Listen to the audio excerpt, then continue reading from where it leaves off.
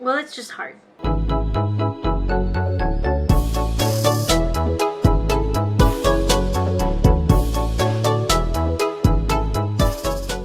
Teacher ka ba? Coach, trainer? If you are, let me shake your hand. It's really hard to be responsible for someone else's development, especially if you are responsible for more than one person's learning and development. Yung mga teachers, they are in a classroom setup. Yung mga trainers, mga coaches, they are in a setup na more than one ang kinikater nilang learners. Well, it's just hard. So you may be asking, why am I making this video? Actually, I just want to give a commendation to the teachers and all the educators out there. And at the same time, I want to address this video to everyone who caters to their services.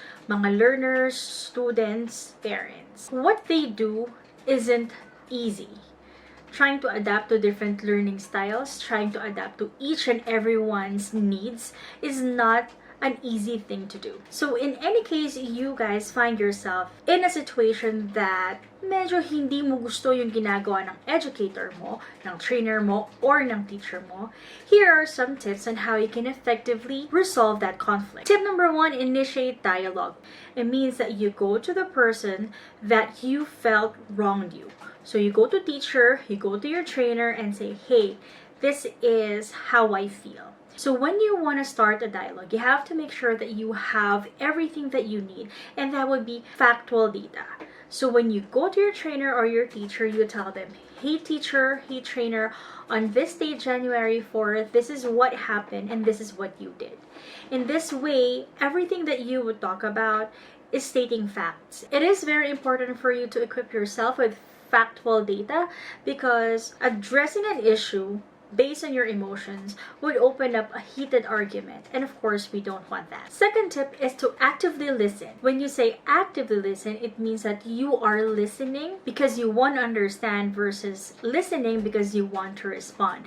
You have to understand the teacher or the trainer's side and acknowledge each other's concerns and viewpoints. So remember that communication is a two-way process. Hindi po pwedeng isa lang ang makikinig at hindi po pwedeng isa lang ang magsasalita. Third tip is seek common ground and develop resolution. So if you've already listened to each other's explanations and situation, the third thing is for you guys, find a common ground, identify common goals, and develop resolution. Because if you communicate without really setting a viable solution, it's just going to be a waste of time.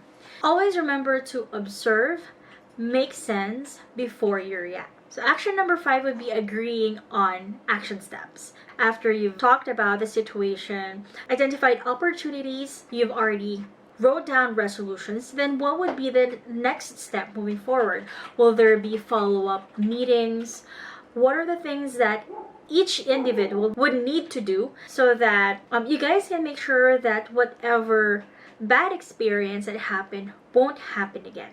Effective conflict resolution is very important in any environment that you are in. Hindi lang sa school, hindi lang sa work, but also in your personal life. An effective conflict resolution would prevent escalation. It would promote understanding and cooperation or collaboration. To the person exercising the conflict resolution, would develop problem-solving skills, which is very essential nowadays. And lastly, when you know how to resolve your conflicts, it would maintain a positive environment. And as parents, this is our main goal, is to make sure that our kids' school would have a positive learning environment. So I hope these tips would help you have a better relationship with your teachers, educators, or trainers. And for more relationship tips, follow for more.